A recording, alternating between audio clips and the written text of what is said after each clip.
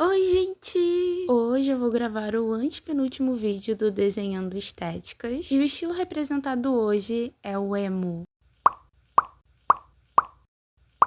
Tudo bem com vocês? Comigo está tudo ótimo. E, cara, eu vou contar pra vocês. O meu sonho de adolescência era ter vivido minha adolescência na época em que os emos estavam muito em alta. Porque, infelizmente, eu não tive esse privilégio. Eu até cheguei a pegar uma parte das e-girls, mas, pô, não era a mesma coisa, cara. Não era! Enfim, vou deixar a minha frustração de adolescente pra lá, porque hoje eu vou conversar um pouco com vocês sobre esse estilo maravilhoso que, pra quem não sabe, não existe só no mundo da moda, mas também no mundo da música, porque emo é um estilo musical. E ele é uma vertente do hardcore, um outro estilo musical que surgiu na década de 70, mais especificamente no final dos anos 70. O hardcore é um movimento criado por jovens revoltados que estavam indo contra o sistema e expressando toda essa revolta através da música. Gente, eu amo isso. Como eu tinha dito, o emo surge do hardcore.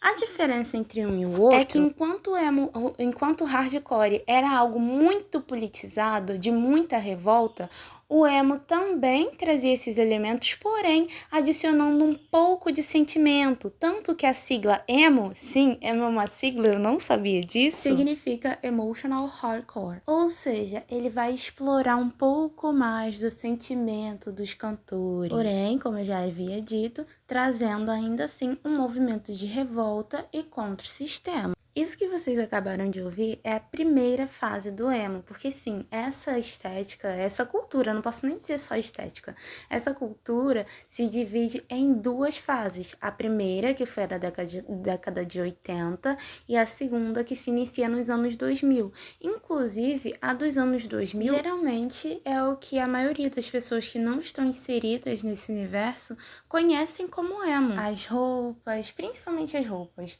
as músicas, geralmente é o que o pessoal conhece. Tanto que existem algumas pessoas que separam as fases entre Real Emo, que é a década de 80, e Fake Emo, que foi o que surgiu nos anos 2000. Eu acredito que isso é porque o emo dos anos 2000, ele não segue tanto fundamento que foi criado lá atrás, ainda com o hardcore. Isso porque naquela época, ainda com os músicos expressando os seus sentimentos, ainda havia o lado político. E eu fiz uma análise, né, entre as músicas da primeira fase do emo e da segunda fase, e eu percebi que na segunda fase se trata muito mais sobre sentimento. Inclusive, gente, se vocês nunca escutaram a música Helena, escutem, tá? Porque, gente, ai, essa música é tão bonita e muito boa. Eu conheci ela na minha adolescência, viu? Eu tive um resquício de emo. Eu conheci ela na minha adolescência, mas eu não sabia que ela fazia parte da segunda fase do emo. E agora falando um pouco sobre o desenho, por mais que eu tenha trago duas personagens aqui, não é para representar cada fase. Eu trouxe isso porque, cara, desenhando, fazendo esse quadro aqui para vocês, o que eu percebi é que as pessoas negras, elas não são inclusas nessas estéticas. Quando é para ser inclusa, é algo totalmente voltado para a cultura negra e que sim aceita pessoas brancas, como foi feito com o streetwear. Muitas pessoas brancas usam esse estilo e muitas pessoas negras também utilizam. Até porque, como eu disse no meu vídeo sobre o streetwear, é um estilo que foi criado para essas pessoas e por essas pessoas que sentiam falta de algo que representasse a cultura delas, de onde elas vieram e etc. E isso faz com que as pessoas negras fiquem presas em cápsulas. Em cápsulas não, em caixas, né? Isso na visão das pessoas brancas e também na visão de pessoas negras. Até porque se eu não me vejo representado, eu não vou achar e eu não vou sentir que eu posso fazer parte de algo.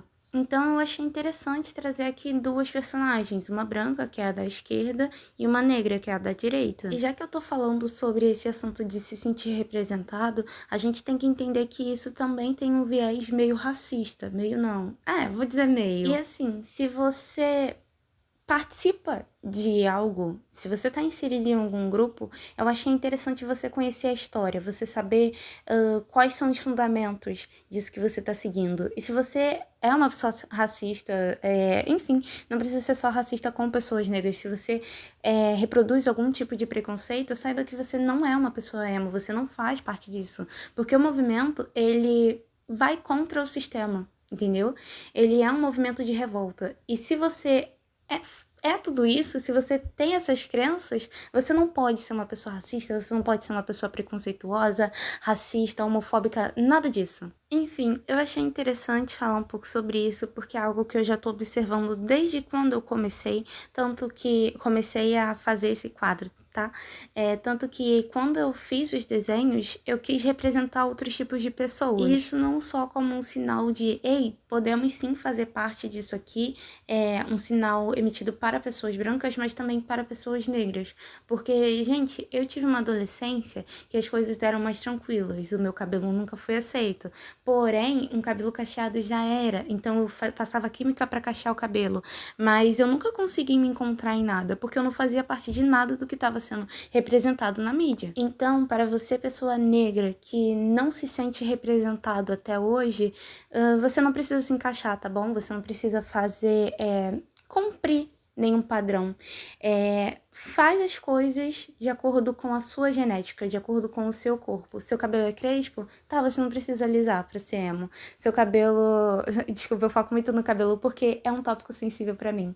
Se a sua boca é grande e você gosta de K-pop, eu estou falando muito sobre a minha adolescência hoje, gente. Você não precisa ficar diminuindo a sua boca. Gente, eu tô sendo muito... me expondo muito. Quando eu era adolescente, eu gostava muito de K-pop, muito. Então, acabava que eu consumia uma cultura muito branca. E, geralmente, quando a gente vê algo muito branco, a gente não vê traços negros, né? Meio lógico.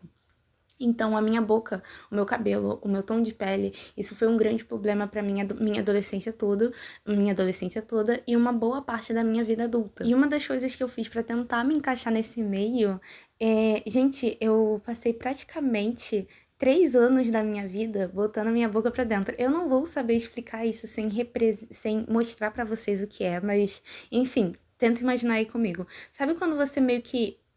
Eu não sei, sabe quando você vai passar o batom e você faz assim, ó? Então, eu meio que fazia isso, só que pra ficar com a boca pra dentro. Ai, que horrível.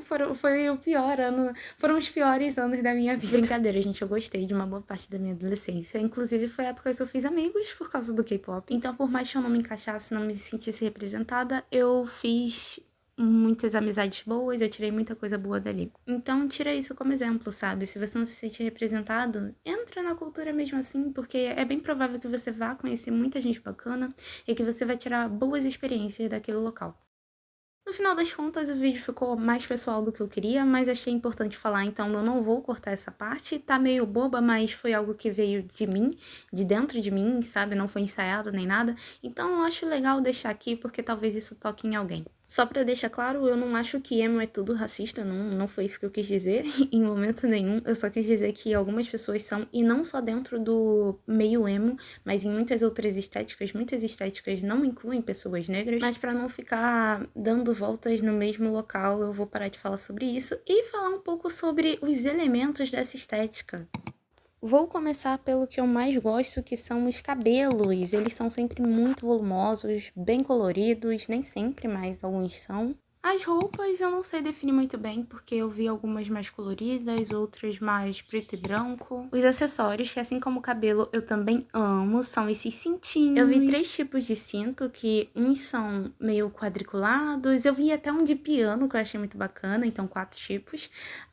Uns com espinho, assim como tá a menina da direita no desenho, e outros que pareciam ser compostos por quadradinhos de ferro, eu não sei o que é. Geralmente eles são postos meio de ladinho. 2 elementos que também gosto muito, tô falando isso demais, são as meias e as luvas. Ambas podem ser ou listradas ou com um material que parece uma meia arrastão. Algo que eu esqueci de mencionar são os sapatos. geralmente All Star, tá? Eu, pelo menos, só vi All Star. E como tá representado aí no desenho, de cano curto ou pequeno. Tem muitos acessórios de cabelo também, que eu não falei. Vi muita gente com piercing. E sobre as luvinhas, eu vi luvinha quadriculada também. E eu percebi que é uma estampa que eles gostam. Bom, gente, o vídeo foi esse. Se eu esqueci de alguma coisa, escreve aí nos comentários. Pra gente terminar bem e ter um bom fim de semana, vamos apreciar essa imagem aqui.